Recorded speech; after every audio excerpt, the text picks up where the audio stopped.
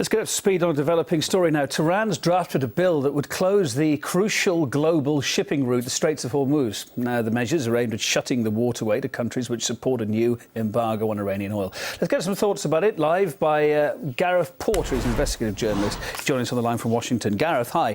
This bill is being developed, and I quote here, as an answer to the EU's oil sanctions against Iran. How much further might the Islamic Republic go to take revenge then? Well, I think that there's a very good chance that this is the first in a series of moves by Tehran to respond to the oil export embargo.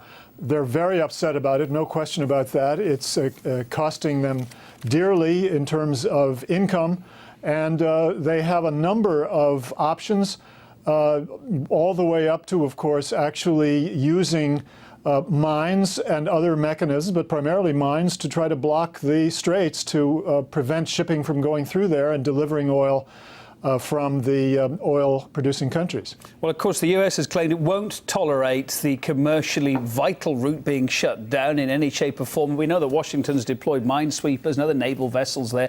Does it give any clues as to how this is likely to develop and the tension possibly rising now? Well, I think what we can look forward to in the coming weeks and months is that the Iranians will make a series of moves, beginning, I think, with this bill in the Majlis, threatening to pass the bill if that doesn't have any effect, certainly going ahead with the passage. Then the first of a series of limited moves toward threatening to actually put mines in the strait to prevent the shipping of the oil shipping from going through. And then I think the Iranians have the option of a very limited use of mines, very few mines being dropped in the strait to try to get the price of oil to shoot up, for one thing, and to get the United States to react. They have a number of options, all the way, as I say, to dropping hundreds of mines in the strait. They actually have at least 2,000 mines, probably more than that. That was the figure as of 2008. They also, I think it's been pretty much a given on the part of the analysts at the Pentagon that the Iranians could continue to drop mines for a period of weeks, even if the United States has the ability ultimately to sweep them up. This crisis could go on for a number of weeks with the Iranians continuing to drop mines with small boats that could not be detected or prevented from going into the strait by the United States. What's the reaction likely to be from America?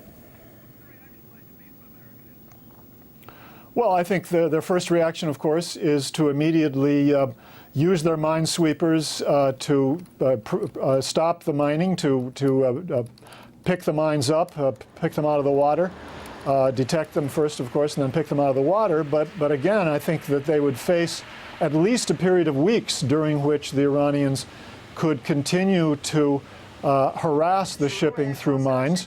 And even if the United States threatens a higher level of violence, I don't think the Iranians would necessarily be deterred from continuing on that very limited basis to interrupt the shipping of oil. Well, so I think what the Iranians are after here is essentially to get a very steep spike in the price of oil. Got you. Well, which they have now, of course, seen the price go down. Got you. Well, we've got you on the line, just want to ask you one quick question about the broader picture here, maybe. I mean, Iran's closest ally in the region is, of course, Syria, which is facing its own huge problems right now. Is there any way that this increasing pressure on Damascus is in any way a proxy war on Iran?